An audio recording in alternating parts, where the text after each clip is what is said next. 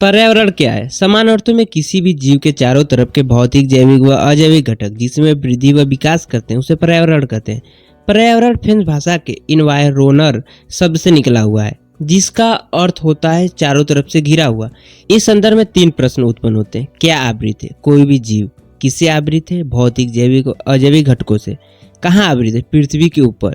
इस प्रकार किसी विशेष स्थान पर किसी जीव के चारों तरफ अवस्थित भौतिक, जैविक, अजैविक और मानव निर्मित सांस्कृतिक घटक जिसमें वह वृद्धि व विकास करता है उसे पर्यावरण कहते हैं।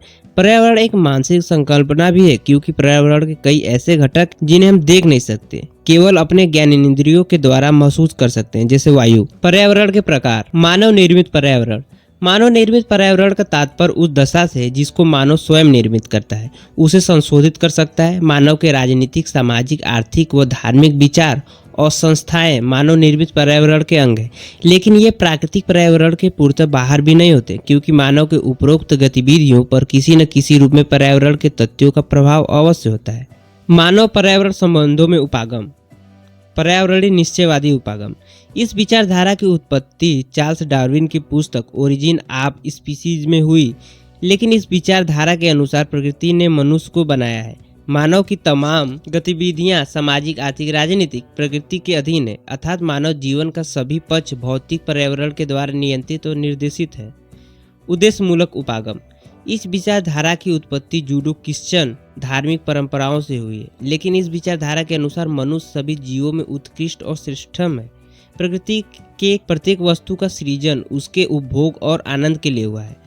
प्रभाव। इस विचारधारा में मनुष्य को प्राकृतिक संसाधनों के विदोहन या उपयोग के लिए प्रेरित किया। परिणाम स्वरूप प्राकृतिक संसाधनों का अंधाधुंध दोहन हुआ और वैश्विक पर्यावरणीय समस्याएं उत्पन्न हुई। संभववादी उपागम। इस दृष्टिकोण का उदय पर्यावरण निश्चयवाद और उद्देश्य मूलक उपागम के आलोचना से हुई। इस विचारधारा के जनक फ्रांसीसी समाजशास्त्री लुईस फेब्रे माने जाते हैं। इस विचारधारा के अनुसार प्रकृति में कहीं भी विवशताएं नहीं है, अपितु सर्वत्र संभावनाएं हैं। मानव इस संभावनाओं में किसी एक को चुनने के लिए स्वतंत्र है। प्रकृति एक नियंत्रणकारी भूमिका निभा सकती है, परंतु मनुष्य संभावनाओं के उपयोग का स्वामी है। आर्थिक निश्चयवादी उपागम। इस विचारधारा की उत्पत्ति वृद्धि संपन्नता संप्रदाय के विचारों से हुई। इस विचारधारा के अनुसार प्रौद्योगिकी और औद्योगिक विकास के द्वारा मानव का सामाजिक, आर्थिक विकास होना चाहिए, क्योंकि प्राकृतिक संसाधनों के दोहन से उत्पन्न पर्यावरणीय समस्या को नियंत्रित करने में मानव सक्षम है।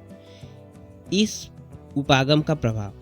इस विचारधारा के प्रभाव से यूरोपीय देशों ने अपने उपनिवेशों में प्राकृतिक संसाधनों का अंधाधुंध दोहन किया, जिसके कारण उन देशों में पर्यावरणीय निम्नीकरण की समस्या उत्पन्न हुई और साथ साथ विश्व का असंतुलित विकास उभर कर सामने आया।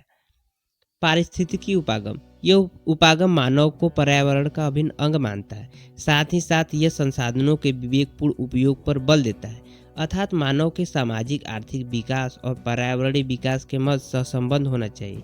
इसे ही धारणीय विकास भी कहते हैं। मानव पर्यावरण के ऐतिहासिक परिप्रेक्ष्य। मानव पर्यावरण संबंधों का अध्ययन हमेशा से भूगोल का केंद्रीय विषय बिंदु रहा है, परंतु पर्यावरण विज्ञान की संकल्पना तथा मानव पर्यावरण संबंधों के विभिन्न पक्षों में मानव समाज तथा पर्यावरण के आयाम में विकास के साथ परिवर्तन होता रहा है। मानव पर्यावरण ऐतिहासिक संबंध में हम इसी बदलते संबंधों के कारण परिणाम सहित अध्ययन करते हैं। इस प्रकार मानव पर्यावरण ऐतिहासिक संबंध एक स्थैतिक परिकल्पना न होकर एक गत्यात्मक संकल्पना है, जो समय और प्रौद्योगिकी के संबंध में परिवर्तनशील है। मानव पर्यावरण संबंधों को प्रभावित करने वाले कारक।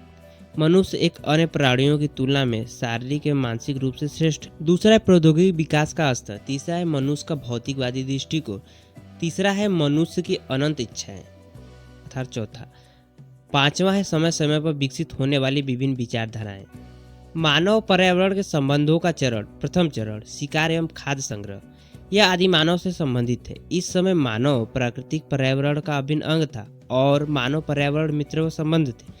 पर्यावरण आदि मानव की समस्त आवश्यकताओं की पूर्ति कर देता था तथा समय के साथ साथ मनुष्य ने औजारों का आविष्कार किया, जंगली जानवरों का शिकार किया। इन समस्त आविष्कारों ने मानव के व्यवहार एवं दृष्टिकोण में परिवर्तन लाया, परंतु अभी भी मानव पर्यावरण संबंध संतुलन की अवस्था में था, क्योंकि मानव की जनसंख्या अत्यंत कम थी और मानव की आवश्यकताएं कम थी। और सीमित थे और मानव सामाजिक तौर पर असंगठित था। प्रौद्योगिकी आदिम अवस्था की थी।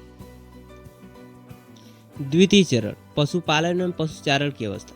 धीरे धीरे मानव ने पशुपालन करना सीख लिया, जिसके कारण मानव एक जगह रहने लगा। फलस्वरूप पशुओं के आवास निर्माण और खुद के रहने के लिए भी वन संसाधन का प्रयोग करना शुरू किया और सामुदायिक जीवन की शुरुआत हुई।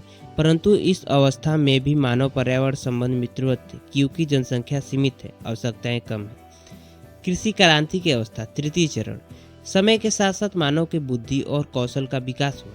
कृषि से संबंधित उपकरणों का विकास हुआ। फलस्वरूप मानव अस्थायी रहकर कृषि करने लगा।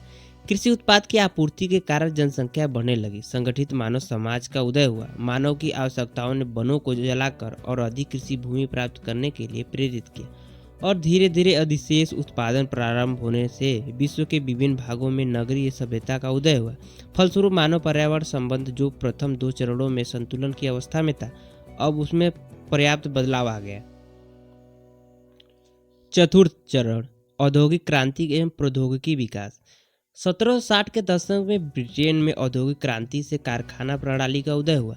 मानव ने जीवाश्म ईंधन का प्रयोग करना शुरू किया। साथ ही तीव्र और नियोजित औद्योगिकरण और नगरीकरण, तीव्र जनसंख्या वृद्धि, कृषि कार्यों में रासायनिक उर्वरकों का प्रयोग, अत्यधिक खनन, प्राकृतिक संसाधनों का अंधाधुंध दोहन इत्यादि के कारण वर्तमान समय में मानव पर्यावरण संबंध पूर्णतः असंतुलित हो चुका है, जिससे भूमंडलीय पर्यावरणीय समस्याएं उत्पन्न हुई।